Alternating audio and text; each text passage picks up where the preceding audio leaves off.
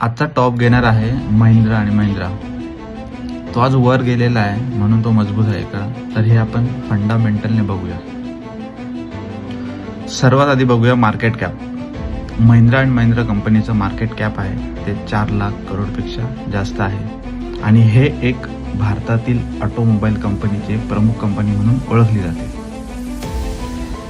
दुसरा पॉईंट बघूया डेप म्हणजेच कर्ज. महिंद्रा अँड महिंद्रा कंपनीचा मुख्य व्यवसाय आहे ऑटोमोबाईल आणि तो ऑटोमोबाईल हा प्रामुख्याने खूप ग्रोथ झालेला व्यवसाय आहे आणि या सगळ्या व्यवसायामुळे कंपनी ही कर्जाच्या नियंत्रणात आहे. तर हा एक आपण प्रमुख मुद्दा बघूया की आपण इन्व्हेस्टमेंट करू शकतो.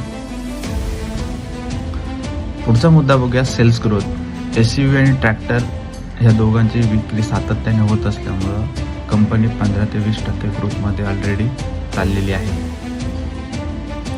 त्याचबरोबर EV सेगमेंटमध्ये कंपनी मोठ्या प्रमाणात गुंतवणूक करत आहे. ग्रोथ प्रॉफिट नफा हा कंपनीला सातत्याने वाढत आहे आणि मागच्या काही महिन्यांमध्ये तो आकडा गेलेला आहे 20 ते 25%. मजबूत मागणी आणि सुधारलेल्या मार्जिनमुळं कंपनीची गुणवत्ता अजून वाढलेली आहे. पुढचा मुद्दा बघून घेऊया promoter holding. Mahindra and Mahindra कंपनीचे प्रमोटिंग होल्डिंग 19% आहे.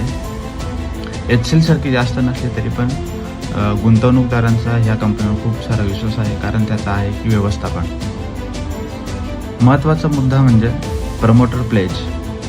महिंद्रा महिंद्रा कंपनीचं प्रमोटर प्लेज हे 0% आहे, म्हणजे त्याने कोणत्याही प्रकारचं कर्ज त्यांचे शेअर्स गहाण ठेवून घेतलेलं नाही आहे.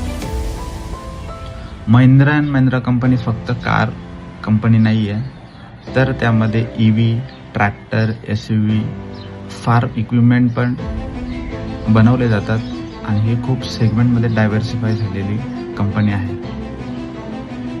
माझ्या फंडामेंटलनुसार हा एक मजबूत स्टॉक आहे जो आपण लॉंग टर्मसाठी आपल्या वॉच लिस्टमध्ये ठेवू शकतो.